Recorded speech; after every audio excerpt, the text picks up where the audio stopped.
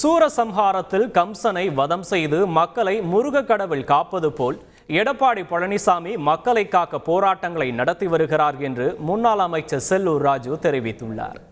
உணர்வுகளை பிரதிபலிக்கிற அளவுக்கு தான் இது எங்களுடைய பொதுச் செயலாளர் இன்னைக்கு நடவடிக்கை எடுத்திருக்கிறார்.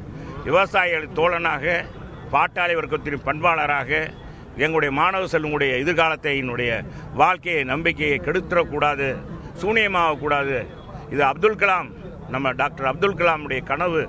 இந்தியா ஒரு வல்லரசாக மாற வேண்டுமானால் இந்த இளைஞர்கள், தமிழ்நாட்டில் இந்தியாவில் இருக்கிற இளைஞர்கள் வீறு கொண்டே எழ வேண்டும், கனவு காண வேண்டும் என்றால் அந்த கனவு காணுகின்ற இளைஞர்களை இன்னைக்கு போதையில் தள்ளாடுகிற அளவுக்கு செய்திருக்க இந்த அரசை கண்டிக்க வேண்டும்.